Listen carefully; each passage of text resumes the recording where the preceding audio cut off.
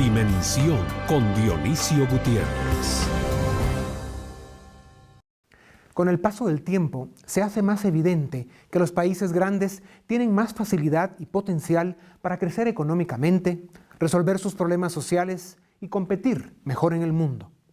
La lógica del ser humano al emigrar de la aldea al pueblo, del pueblo a la ciudad, o incluso dejar su país por otro, tiene todo que ver con la búsqueda de oportunidades y la realización de sus sueños. Centroamérica es una región formada por países pequeños con problemas comunes. Crecemos poco, compartimos amenazas y debilidades, y el vivir separados nos aleja de soluciones y oportunidades. El mundo nos pone poca atención y las inversiones prefieren mercados más grandes y ordenados. La poca movilidad de personas, ideas, capital y productos nos mantiene como una región en suspenso, esperando que algo suceda. Nuestros problemas de pobreza y violencia, la debilidad de las instituciones y la ausencia de propuestas congruentes y soluciones comunes nos hacen países débiles en una región débil. Cada día se hace más evidente que debemos poner de nuevo en las mesas del debate regional la discusión sobre la integración de Centroamérica. Los jóvenes tienen en esta batalla una gran oportunidad para organizar proyectos que promuevan la integración, ejercer liderazgo y lograr hacer de Centroamérica una región con más oportunidades. Los mejores días de Centroamérica están por venir, pero sin duda llegarán más pronto si empezamos a hablar de unidad e integración.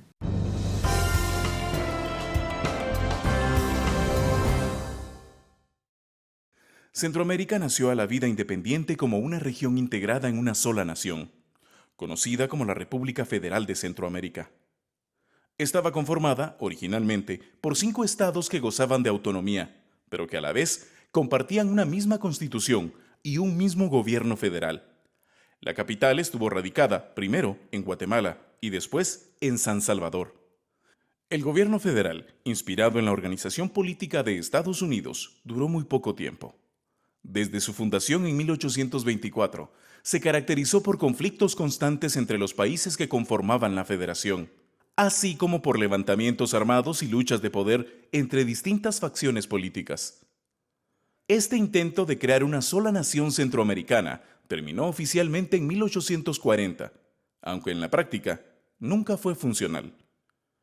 Los países siempre actuaron de forma descoordinada y la integración solo existió en el papel. Después de esta experiencia, se dieron muchos intentos de integración, pero todos fracasaron.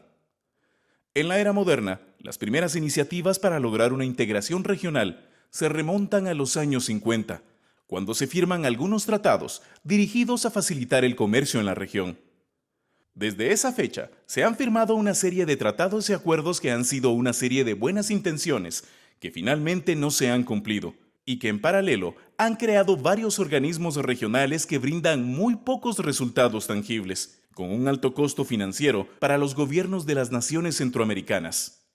No obstante los constantes fracasos en los diversos intentos por lograr una auténtica integración centroamericana, la necesidad de crear una zona de libre movilización de bienes, personas y capitales es evidente. Los países que conforman la región centroamericana son sumamente pequeños, no solo a escala mundial, sino dentro de la región latinoamericana. Lo que producen los 7 países de Centroamérica en su conjunto representa solamente el 3% de la producción total de América Latina. Con este nivel de producción, no es de extrañar que los grandes bloques económicos estén interesados en firmar acuerdos comerciales solo con la región en su conjunto y no con cada país centroamericano en particular. Las condiciones impuestas por Estados Unidos y la Unión Europea en los tratados de libre comercio son un claro ejemplo de la forma en que se nos percibe a nivel mundial. A lo largo de casi 200 años de vida independiente, las naciones centroamericanas no han logrado articular una política de integración coherente y eficaz. Sin embargo, en un mundo globalizado y cada vez más competitivo, el éxito y la supervivencia de la región centroamericana en su conjunto dependerá de su habilidad para reinventarse y lograr construir una auténtica integración económica regional. Solo así, se logrará dar respuesta a los grandes desafíos que enfrenta Centroamérica.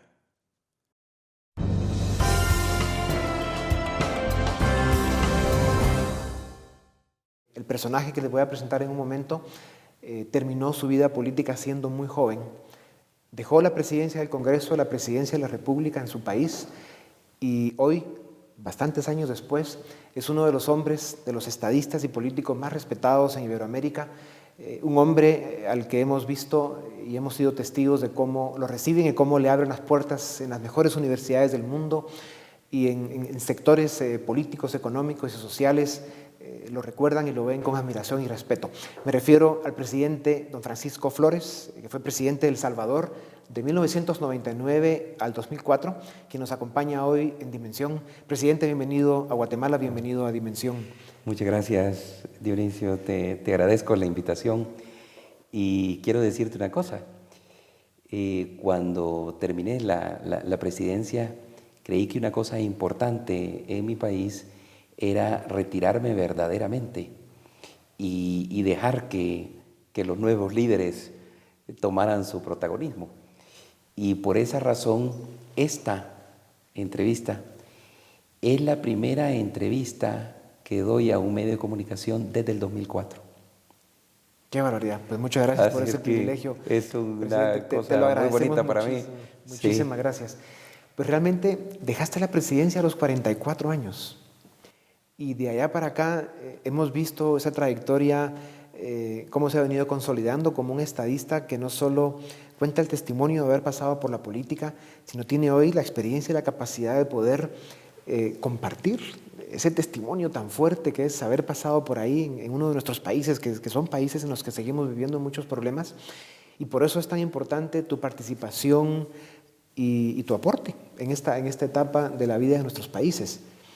Centroamérica está complicada. Sí. ¿Qué hacemos para rescatarla y para ponerla en un rumbo que nos dé esperanza y optimismo? Sí. Creo, Dionisio, que la esperanza de nuestra región es el liderazgo joven y sano que está viendo a sus países siendo destruidos, sus oportunidades disminuidas, su sistema de libertades disminuido. Pero hay allá afuera, en toda nuestra región centroamericana, un grupo de jóvenes, de líderes que están preguntándose cómo pueden rescatar sus países.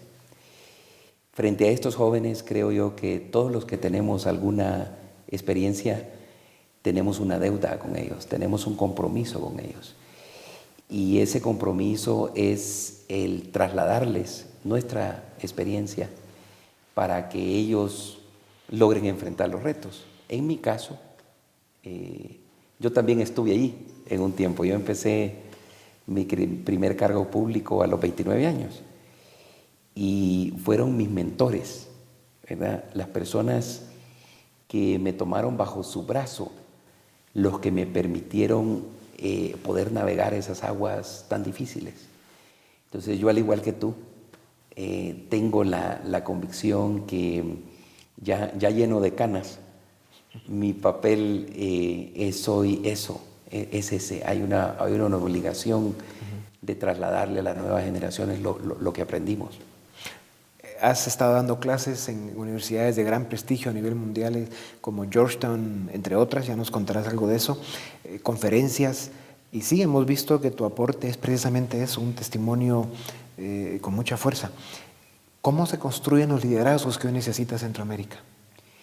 Sí, yo creo, Dionisio, que lo primero que deberíamos plantearnos es que allá afuera ya existen jóvenes con las características o las virtudes del liderazgo sano, que a mi criterio son las siguientes.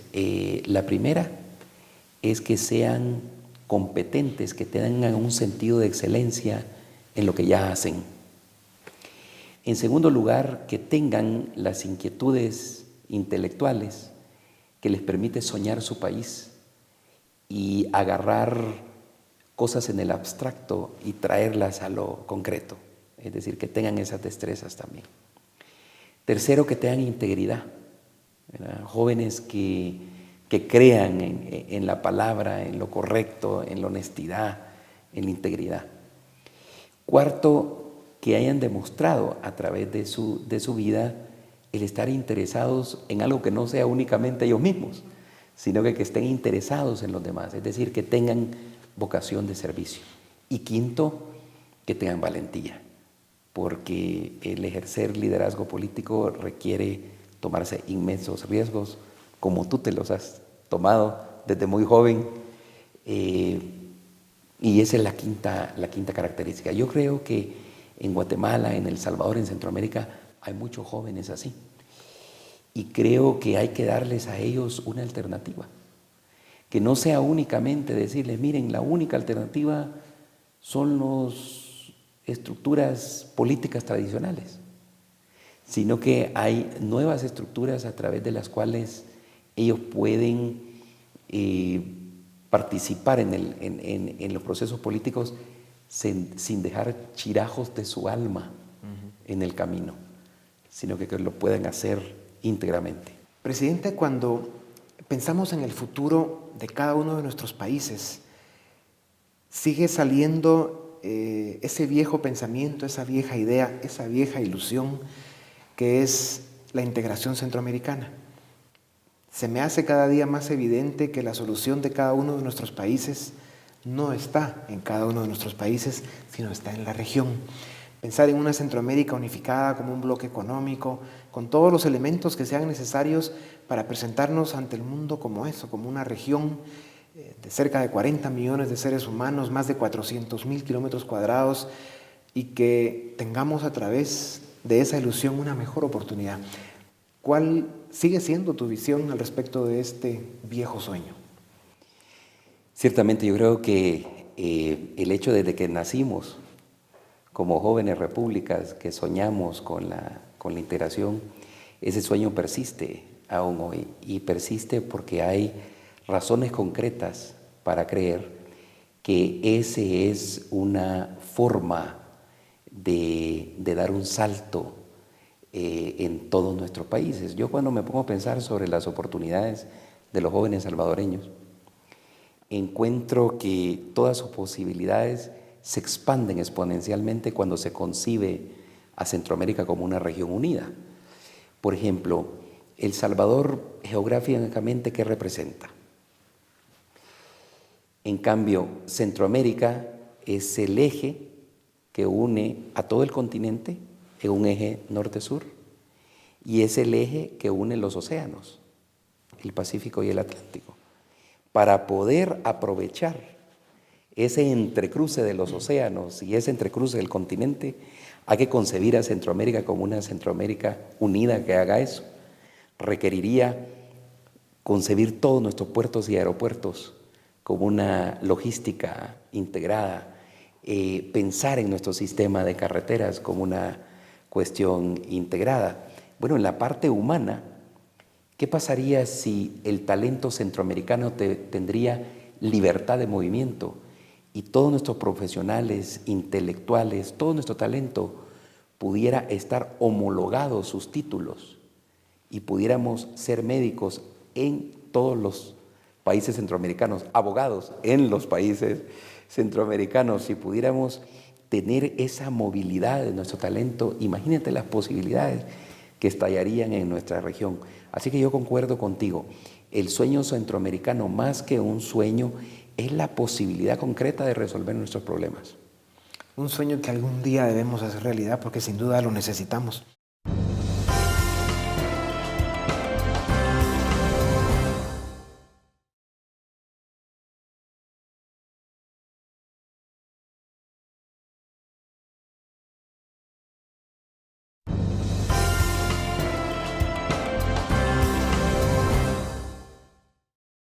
El tema del crecimiento económico, presidente, nos está dando problemas muy serios. En los momentos de gran crecimiento, en la economía mundial, Centroamérica en general no ha logrado subirse en esas olas y copiar ese gran crecimiento en el mundo, como lo han tenido Chile, la misma Colombia, Perú, Brasil, México, en algún momento dado Costa Rica. Y ahora que estamos en una gran recesión mundial, pues obviamente Centroamérica no solo no tuvo el crecimiento que sí tuvo el mundo y el continente en un momento dado, sino en la recesión estamos sufriendo las consecuencias. O sea, es evidente que tenemos un problema de capacidad de crecimiento económico que se traduce en falta de oportunidades de trabajo, en pobreza, en deseos de emigración de la gente. Sí. O sea, por eso es tan importante hablar del tema de la integración centroamericana, para ver si por ahí encontramos el camino de poder crecer nuestra economía. ¿Qué nos dices de eso? Seguramente, yo creo que el gran capital de nuestros países es nuestra población, es nuestra gente. Y mientras tengamos poblaciones batallando día a día por poner comida en sus platos, no digamos educar a sus hijos, pensar en un futuro, sino que esa necesidad acuciante en la que viven muchos de nuestros compatriotas y pobladoras, es en realidad el gran freno. Y creo yo que todos los modelos económicos, toda la estrategia de educación, toda la estrategia social, tiene que tener como eje ese, el combate a la pobreza. Porque en la medida en que una persona se sale de la pobreza, descubre sus capacidades creativas, descubre sus capacidades productivas. Y entonces el crecimiento económico ya no solo está en función de lo que en realidad queremos, que esté en función de los seres humanos, sino que los seres humanos empujan en el crecimiento económico y vamos entrando en la bola virtuosa positiva, digamos. Sí. ¿No crees, presidente, que hay una contradicción entre las nuevas generaciones de jóvenes, de los cuales muchos de ellos han emigrado o han tenido la oportunidad de formarse fuera de los países centroamericanos y que de alguna forma se han globalizado? Son nuevas generaciones que no están empujando o promoviendo la integración de los países como tal, porque ellos como ciudadanos ya se globalizaron, y que eso represente una desventaja en nuestros países. ¿No habría que recordarles la importancia de que son los países los que tienen que globalizarse, y para eso, como podemos lograrlo con más efectividad, es por vía de la integración de nuestros países con esos elementos que hablábamos? ¿Cómo ves esa dualidad? Claro. Yo creo que si, para hacer un paralelo, si una empresa dice, bueno, ¿cuál es la inversión más rentable que puedo hacer? Que es algo que hace un empresario todos los días. Yo me preguntaría desde la perspectiva de nuestros países, ¿cuál es la inversión más rentable que puedo hacer? Yo creo que la inversión más rentable que puede hacer nuestra región es atraer el talento que se fue. Porque ese talento que se fue, que se midió en los países desarrollados y tuvo éxito, es el que más puede contribuir a nuestro desarrollo. Creo yo que no va a suceder simplemente porque lo querramos. Creo que hay que salir a atraerlo. Mucho hablamos de la atracción de inversiones. ¿Por qué no volvemos a traer a Guatemala esos jóvenes talentosísimos que están allá afuera haciendo cosas creativas, midiéndose en la cancha del mundo? Ellos deben tener nostalgia, afecto y deseo de vincularse con sus países, porque el que se va generalmente por una necesidad, no se va por otra razón. Le sucede lo mismo a El Salvador. Entonces yo creo que hay allí un esfuerzo enormemente productivo, que es atraer a todos estos jóvenes. Sí. Una de las razones por las que emigran tantos jóvenes es por la inseguridad. Tenemos el lamentable y la deshonrosa situación de que Guatemala, Salvador y Honduras están dentro de los 8 países más violentos del mundo. O sea, se está muriendo demasiada de nuestra gente en nuestros países, y eso pues nos hace no solo ver mal ante el mundo, sino hay demasiada gente sufriendo por la inseguridad en esta región, que es otro de esos grandes retos que tenemos, desafíos por resolver. ¿Cómo se enfrenta a esa problemática, presidente? Sí. Siempre hemos tenido, ¿verdad, Dionisio?, el gran reto de la seguridad pública en Centroamérica, porque nuestras instituciones son endebles, van jóvenes, van naciendo y van creciendo, pero esta explosión de violencia tiene nombre, ¿verdad? Y el nombre es que hoy el corredor de la droga es Centroamérica. Como tú sabes, en los años 70 los grandes carteles de la droga lograron estructurar un corredor logístico que era alrededor de las islas del Caribe y que iba desde las costas colombianas hasta Miami, a través de las islas. Cuando el gobierno de Estados Unidos y Colombia le entraron a estos carteles y desarmaron ese corredor logístico, los carteles explotaron en mini carteles. Mini carteles que empezando en los años 80, ya para los años 90, habían consolidado ya no el corredor del Caribe, sino el corredor del Pacífico. Y ese corredor es desde las costas de los países productores de droga por toda Centroamérica y México, principalmente a Arizona. Entonces, ¿qué sucede? Cuando hay tantos recursos produciendo delincuencia, se producen estas explosiones. Para darte un ejemplo concreto, en mi país, a algunos agricultores que están en una zona, ¿verdad?, donde puede aterrizar una avioneta, les pagan por darle la logística a esas avionetas que llevan droga. Pero lo que hace el narcotraficante es que para proteger esa pequeña pista clandestina le produce un círculo de violencia, generalmente aliándose con las maras, las pandillas, para que todo el mundo que se acerque ahí es asaltado, secuestrado y la pista esté, digamos, libre de funcionamiento. Entonces hay un factor que agarra nuestras debilidades y la explota. Sí. La explota al nivel que, como tú dices, francamente, ese número de muertos en Honduras, El Salvador y Nicaragua ya equivalen a niveles de guerra, son sí, más o menos los números de una guerra. Sí, es cierto.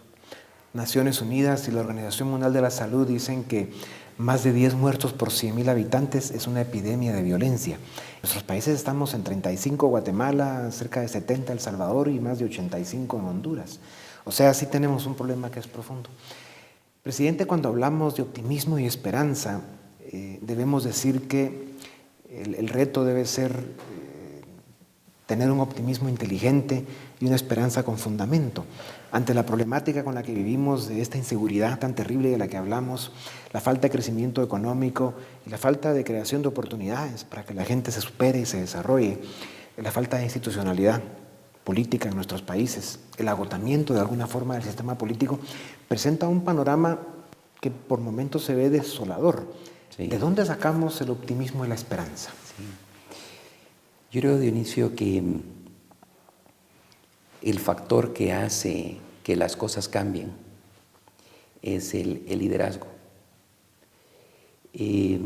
Creo yo que en la noche oscura de Colombia pocos países han sufrido lo que ha sufrido Colombia. En la noche oscura de Colombia, lo que transforma a ese país es un líder que se llama Álvaro Uribe. Y él hace una cosa verdaderamente increíble. Le devuelve Colombia a los colombianos. Entonces, creo yo que ahí hay muchas lecciones que aprender. La primera es que si vamos a transformar nuestros países, tenemos que asegurarnos que sean los líderes sanos los que ejerzan la autoridad en nuestros países. Creo yo que esa es la gran apuesta para transformar nuestra realidad. Segundo, hay que pensar que ese pesimismo, esa tristeza, más bien ese sufrimiento, es el caldo, la atmósfera en la cual se están forjando los nuevos líderes.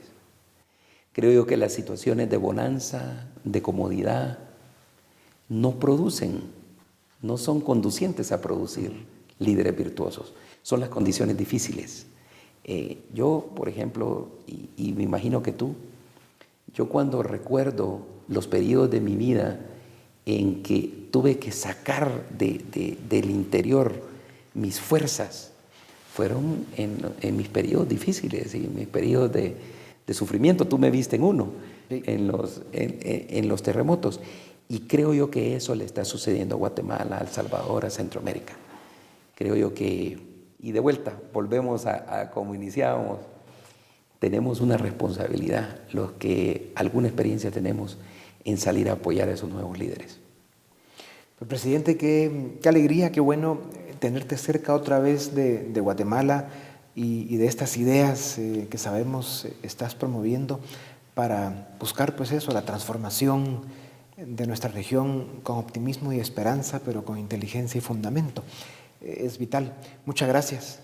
Gracias. Y esperamos tenerte muy cerca en los próximos años para trabajar juntos en todos los proyectos que vienen. Sí, y te agradezco muchísimo la entrevista porque ya estaba un poco oxidado después de 8 años de tener una entrevista y el poderlo hacer con una persona tan inteligente, positiva como tú, ha sido toda la diferencia. Así muchas gracias, presidente. No, yo he sido testigo del respeto que tiene la juventud por ti en las universidades en las que impartes conferencias, donde compartes tus ideas, tu visión, tu testimonio. Y no, yo creo que de oxidado nada, al contrario, lo que hay que hacer es ponerte más horas de actividad comunicando todo esto para seguir inspirando al mundo, porque es lo que sabes hacer muy bien. Gracias, presidente. Muchas Hasta gracias. muy pronto. Bendición, con ustedes volvemos en un momento para seguir con Dimensión.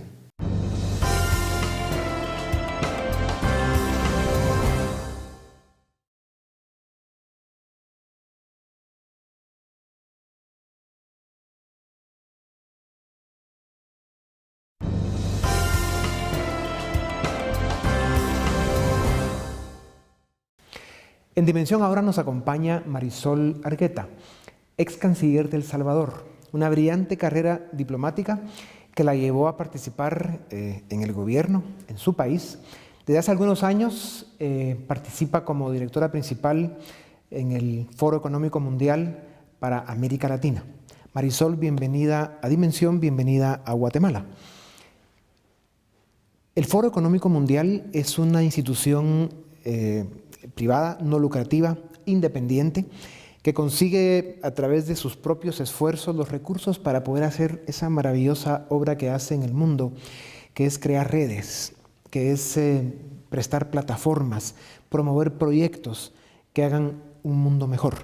Y eso tiene un mérito extraordinario porque es precisamente lo que nos hace falta en esta región. El Foro Económico Mundial tiene eventos como el famoso conocido como Davos, donde se reúnen los grandes líderes del mundo a discutir los problemas, las oportunidades, de qué forma podemos mejorar el mundo, discutir los grandes problemas. Y bueno, de alguna forma, si no se encuentra solución, al menos se van creando los contactos y las redes para ir discutiendo las posibles soluciones. Pues bienvenida. Cuéntanos un poco cómo está tu agenda, en qué andas en este momento y cómo puede el Foro Económico Mundial darle una ojeada a esta parte del mundo que está tan complicada. Bueno, muchísimas gracias. Un gusto, Dionisio, estar aquí en Guatemala contigo en el programa Dimensión.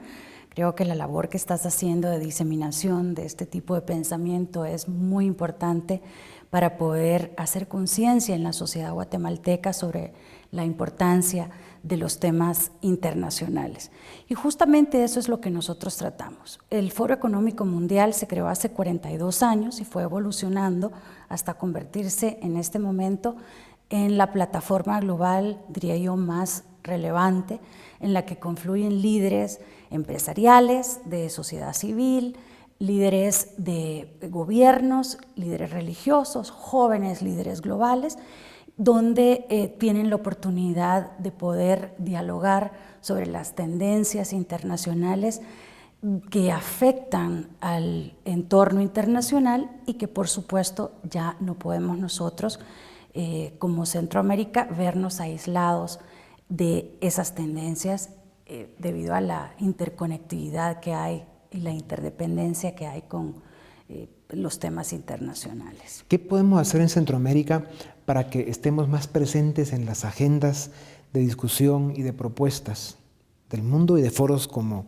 la institución que tú participas? Bueno, hay gente muy valiosa en Centroamérica. Normalmente la atención internacional se va a los países más grandes de la región y como centroamericana me he dado a la tarea de poder abrir espacios para que Centroamérica pueda estar también representada en espacios internacionales como los del Foro Económico Mundial. Y eso que acabas de decir es importante para que Centroamérica esté mejor representada.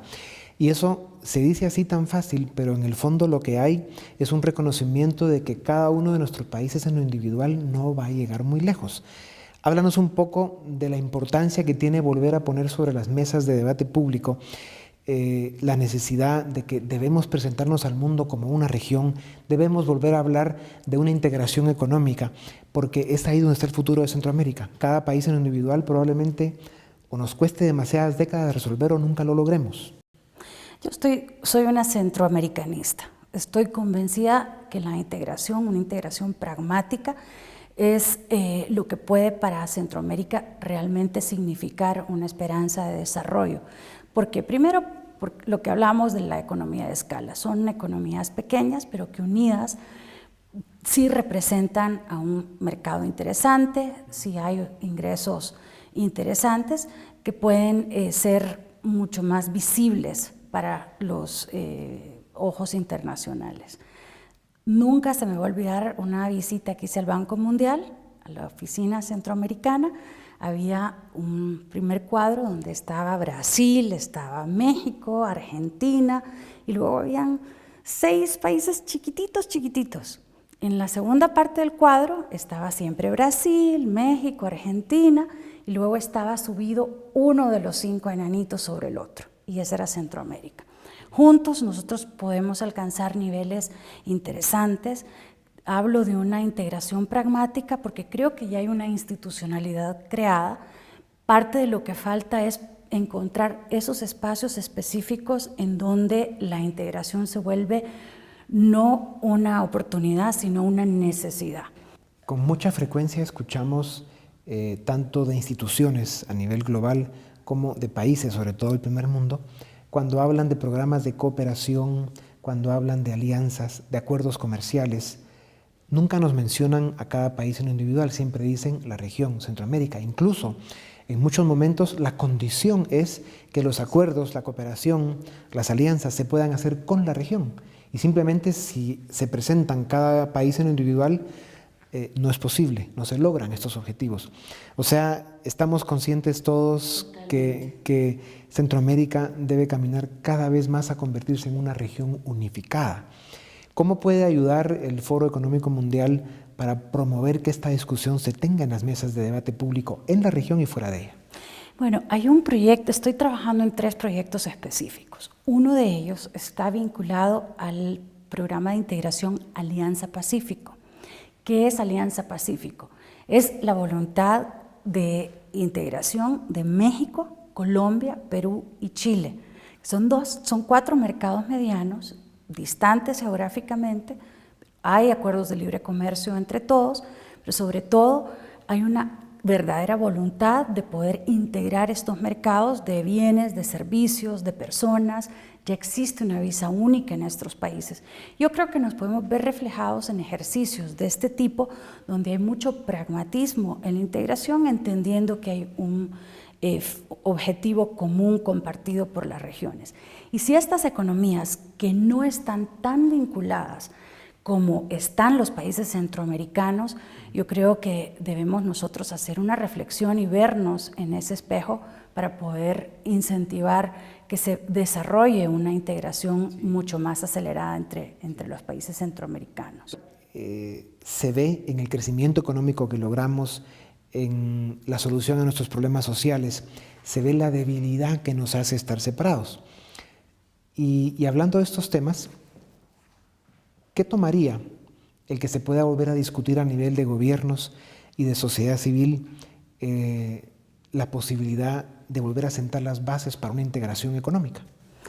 Yo creo que es un tema de voluntades. Yo creo que es un tema de poder verse desde afuera como región, entendiendo que competimos con economías más grandes, con mercados más grandes, y viendo también las ventajas de la homogeneidad y la complementariedad que hay entre los países de Centroamérica. Pero pienso que es una cuestión de voluntad y de poder entender el beneficio de ir trabajando coordinadamente como una región integrada.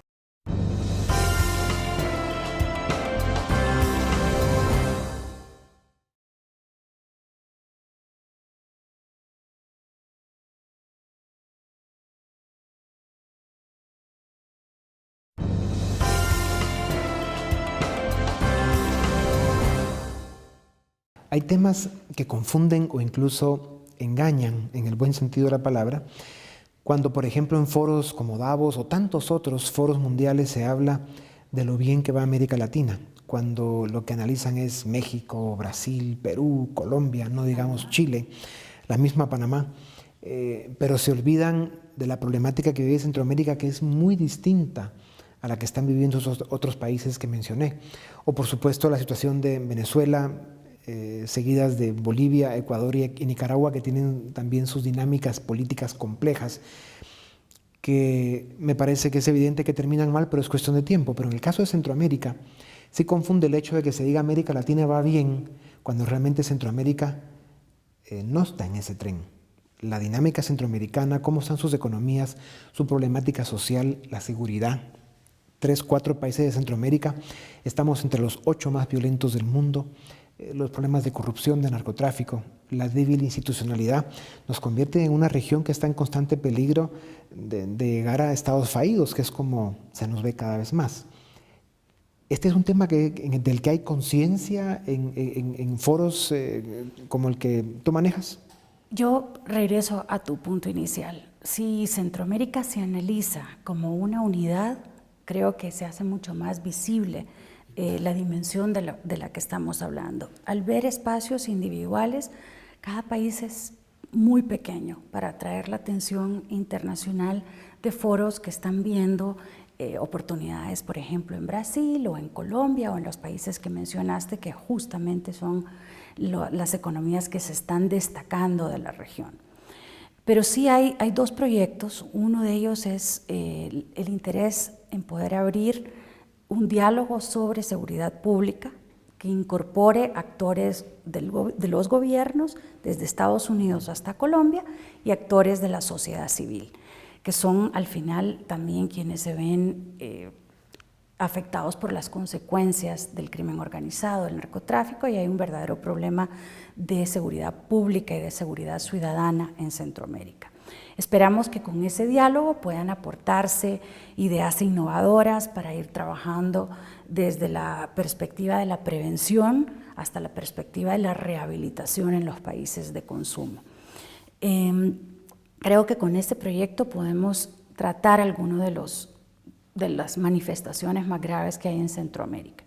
Luego estamos trabajando también un proyecto que se enfoca en las vulnerabilidades y los riesgos que tienen los países por desastres naturales. Ahí está toda América Latina, no es exclusiva Centroamérica, pero sí pienso que es importante ir haciendo conciencia sobre los requisitos de preparación que tiene que tener un Estado para poder hacerle frente a una emergencia ocasionada por desastres naturales. Me interesa mucho que se conozca la experiencia de Japón, que vivió verdaderamente un reto enorme después del terremoto, el tsunami, la amenaza nuclear, y ellos ya han desarrollado capacidades importantes que creo que pueden ser trasladadas y adaptadas a nuestros países. Y Japón es una sociedad que tiene la capacidad de reaccionar y de hacer las cosas bien. Sí. Tiene la cultura, la disciplina, ejemplares. Sí, en el caso de Centroamérica tenemos retos extraordinarios y me parece que en los próximos años va a haber que sacar estos temas que estamos planteando a las mesas públicas de debate. Hemos mencionado también la importancia que habrá que darle al tema ambiental, a los asuntos de género, el resolver los problemas de violencia y sobre todo los problemas sociales, ¿verdad? Desnutrición, pobreza, extrema pobreza, donde estamos tremendamente rezagados. Por eso es tan importante en el que tú y la posición que tienes en el Foro Económico Mundial pues sea una de las grandes madrinas para la región y que puedas ayudarnos a ventilar estos temas y que vayamos articulando las redes para que se puedan discutir los problemas y buscar soluciones. Definitivamente estoy comprometida con Centroamérica. Creo que es importante ir también promoviendo una homologación de espacios en donde las personas que participan de la actividad pública puedan interactuar con los demás países de Centroamérica, donde vayan habiendo formaciones homogéneas entre los países de la región, en donde se pueda inculcar el valor de la integración visto ya desde un plano de competitividad internacional. Los siguientes foros del Foro Económico Mundial, ¿cuáles son? ¿Dónde van a ser? ¿Cuáles son los temas? Pues estamos ya trabajando en la recta final para tener nuestra reunión regional sobre América Latina, que se va a celebrar en Lima ya en el mes de abril, 23 al 25. El tema central de nuestra reunión está vinculada al crecimiento económico y al fortalecimiento de las sociedades. Ningún crecimiento económico es sostenible si el desarrollo social es desatendido. Y ningún desarrollo social es posible si no hay ingresos económicos. Entonces, creo que debemos ver esta vinculación como una responsabilidad integral en donde se pueda invertir en la persona humana. Uno de los pilares de nuestro programa va a estar dedicado a la innovación social. La Fundación Schwab, que es nuestra institución hermana del Foro Económico Mundial, maneja un foro de emprendedores sociales que estimulan la actividad rentable, pero vinculada a objetivos sociales. Creo que hay mucho que aprender de otras regiones, de otros países de la región. Brasil ha hecho esfuerzos con resultados muy visibles en materia de reducción de la pobreza extrema y creo que podemos nosotros traer conocimiento de fuera de la región en cómo podemos innovar en esa área. Luego otro pilar está vinculado al desarrollo sustentable, donde el tema de la conciencia a las necesidades climáticas es un punto esencial, pero también está vinculado a un desarrollo de largo plazo que debemos buscar en nuestras sociedades. Y el tercer pilar está vinculado a los dinamizadores de la economía. La educación. Creo que estamos todos conscientes que especialmente en América Latina es urgente el formar o seguir formando cuadros para que ocupen los espacios de liderazgo en nuestras sociedades, especialmente en nuestros gobiernos. ¿Qué papel juega el Foro Económico Mundial en discutir, promover todas las iniciativas que tengan que ver con procesos educativos que mejoren las culturas y las formas de hacer las cosas en nuestros países? El tema de la educación y el tema de la gobernabilidad han estado presentes y van a seguir presentes en la agenda latinoamericana. Nosotros hemos, el año pasado, en nuestra reunión regional de Puerto Vallarta, tuvimos una sesión muy interesante desde donde se planteaban las demandas de un estudiante chileno hasta las respuestas que pueden haber a través del uso de la tecnología para mejorar no solo el acceso a la educación, pero mejorar también la calidad de la educación, que son dos temas distintos. Luego, en tema de gobernabilidad, la necesidad de poder fortalecer a las instituciones, poder fortalecer el Estado de Derecho en los países, es también uno de los temas que hemos privilegiado en la agenda regional. Pienso que el poder traer actores de diferentes sectores de la sociedad, de la región y de fuera de la región para conocer las oportunidades que hay en Centroamérica para desarrollar una agenda común en materia de institucionalidad es muy importante. Y la educación ahí juega un papel fundamental. La educación es sin duda el eje central que a veces no se le invierte porque el rendimiento es a un mediano o largo plazo, pero creo que el poder desarrollar desde espacios del sector privado, de la sociedad civil, el poder crear instrumentos que trasciendan los ciclos políticos es sumamente importante. Es la clave, sí, y es la educación de alto nivel, la formación de liderazgos fuertes que puedan llenar esos grandes vacíos que tenemos en nuestras sociedades, ¿no? En todos los campos, especialmente en el campo político. Absolutamente, y yo creo que aquí es importante ver que el tema, no debe haber discriminación por razones ideológicas de ninguna manera.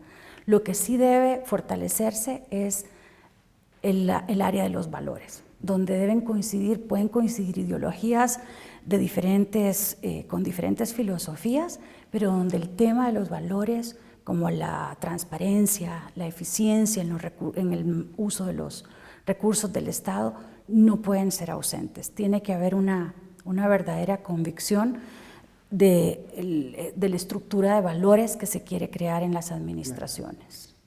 ¿Y no será prudente mencionar que además de los valores también debe haber algún grado de coincidencia programática para que los programas que se implementen estén fundados en las ideas correctas, para que den resultados? Porque al final de lo que se trata es de alcanzar el éxito, de resolver los problemas.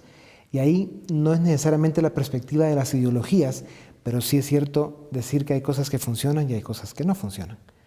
¿Cómo se separa esa disyuntiva en la discusión cuando se quiere, digamos, mantener un grado de amplitud tal que si bien hay ciertos valores en los que hay coincidencia porque son buenas personas las que están promoviendo los proyectos, pero hay una no coincidencia o una, digamos, distracción o dispersión muy grande respecto a las ideas que sí funcionan? Yo creo que vivimos en sociedades bastante polarizadas, pero si se le pregunta a un joven qué piensa de las estructuras ideológicas, están completamente ajenos. Ellos están hablando un idioma donde no existe la palabra izquierda o derecha, sino la palabra eficacia, la palabra oportunidades, la palabra salir adelante, el poder desarrollar el país. Entonces yo creo que el poder tratar con las generaciones de líderes jóvenes que van a asumir grandes responsabilidades en el futuro cercano de nuestros países es totalmente necesario. Poder darles instrumentos para formarlos, el poder crear modelos positivos de liderazgo en donde estos jóvenes puedan verse reflejados. Creo que eso es parte de lo que se puede construir, y creo también que es sumamente importante el poder asegurar compromisos con valores, el poder tener muy claras cuáles son los fundamentos que son no negociables en una estructura y donde los nuevos cuadros tienen que verse reflejados, y donde tiene que haber también un control de la sociedad civil vigilando el uso de los recursos públicos y el accionar. No es solo el manejo de recursos, sino que también una responsabilidad individual de las acciones efectivas que un funcionario desarrolle. Sin duda alguna. Creo que el mundo y la historia nos dan suficientes lecciones del por qué se ha tenido éxito en muchas naciones, qué es lo que las ha hecho grandes, prósperas, libres, democráticas, etc. Y en eso el Foro Económico Mundial ha tenido una gran habilidad para poder recibir toda esa historia, esos datos con mucha eficacia, y poder retransmitirlos al mundo y definir de alguna manera la dirección con grados de consenso muy importantes. Marisol, muchas gracias. Encantada, Dionisio. Tu paso por esta parte del mundo siempre es importante, y qué bueno que hayamos podido conversar contigo un momento. A tus órdenes y comprometida con el futuro de Guatemala. Y aquí llegamos al final de nuestro programa. Deseamos que hayan tenido una feliz y tranquila Semana Santa. Nos vemos la próxima semana. Muchas gracias por haber estado con nosotros.